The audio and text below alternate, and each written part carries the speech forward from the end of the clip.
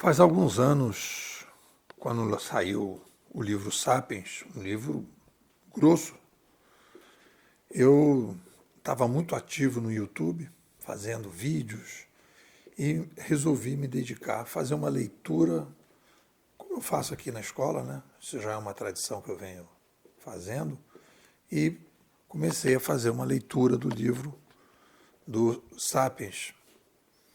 E comecei pelo final. Disse para o pessoal, eu sempre começo o livro pelo final. Hoje está mais claro para mim,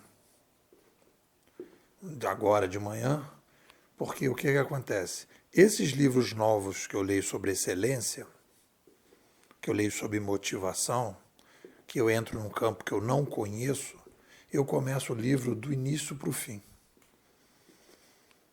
Porque é uma área que eu estou entrando, é como se eu estivesse entrando num novo aquário. Agora, quando eu tenho um estudo, eu já li 10, 20, 30, 40, 50, 60, 100 livros sobre o mundo digital, eu leio do final para frente. Por quê? Porque eu quero saber já o que ele vai agregar, porque é uma área que eu conheço. E eu fui até criticado, as pessoas criticaram, e eu não tive essa resposta na época e estou dando agora. Né?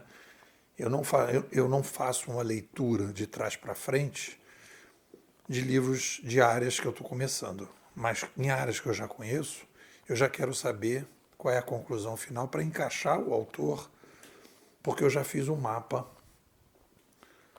e já sei mais ou menos aonde que eu estou colocando o cidadão ou a cidadã.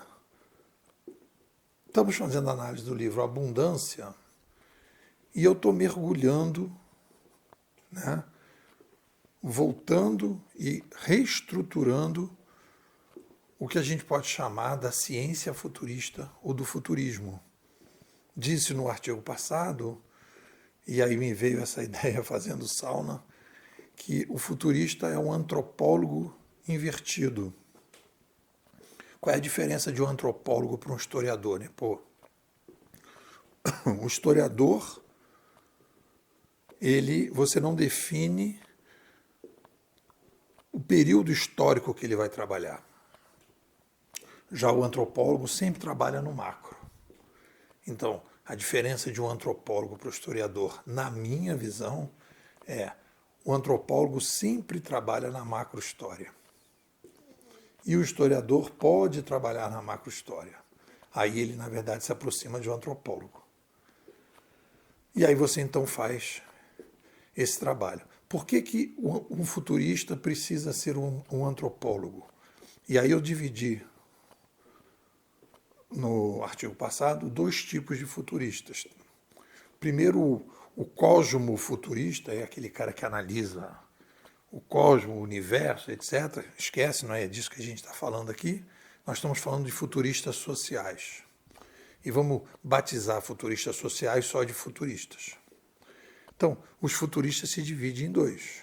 Eu tenho o futurista que analisa o cenário de curto prazo, o que a Samsung vai fazer, se é 5G, se não é 5G, se vai ter óculos, se não vai ter óculos. São tendências. É um modista, podemos chamar de modista.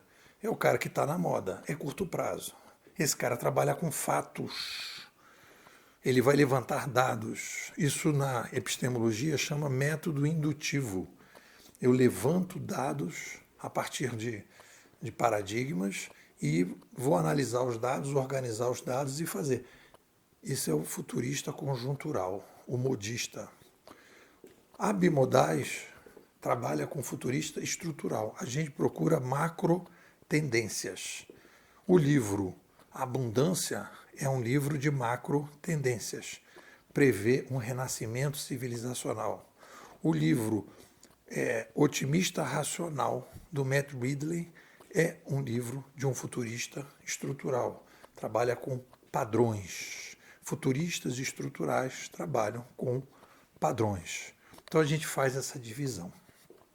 Então nós estamos falando aqui de futuro estrutural. Nós estamos falando aqui de macro tendências e não de micro tendências. O livro Abundância é um livro de macro tendências. Ele não está falando que vai ter agora um óculos 3D, o que vai ter o 5G, o 6G, o 7G. Ele está falando do renascimento civilizacional e ele já introduz uma série de forças que não estão aí sendo bem analisadas pelas estruturas das ciências sociais. Eles vão falar de demografia, eles vão falar de tecnologias, eles vão falar de mídias e de mudanças civilizacionais e organizativas a partir de tudo isso. Então é um livro interessante. E aí nós entramos aí, e eu faço uma análise nesse artigo, separando, porque tentando entender, e voltando ao livro do Harari, por que o Harari é pessimista em relação ao futuro e por que o Matt Ridley e o Kotler e o Diamond são otimistas. Qual é o padrão? Como é que eu posso identificar? Se eu perguntar, qual é a pergunta que eu faço para já saber que se ele vai ser pessimista ou otimista? E aí nesse artigo eu consigo uma primeira explicação que me pareceu razoável. E aí eu vou fazer a análise que é o seguinte: as ciências sociais têm duas perguntas fundamentais. O estudo da sociedade. Quem somos e como caminhamos. São duas coisas. A primeira, que é a primária, quem somos. E a segunda, como caminhamos. Da primeira vem a resposta para a segunda. No momento em que alguém diz que nós somos uma espécie fechada, que a espécie coletivamente tem um objetivo, que a espécie coletivamente tem um objetivo,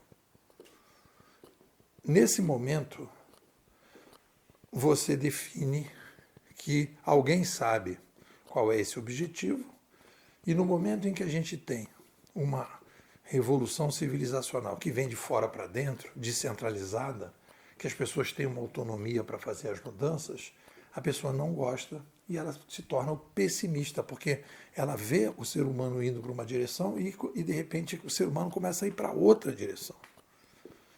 Aí os fatos vão brigando com a maneira que ela pensa sobre o ser humano. E aí então ela não gosta. Os otimistas, você vai pegar o Matt Ridley, você vai pegar o Diamandis, o Kotler, qual é a visão deles? Eles têm a resposta do quem somos é um sapiens aberto.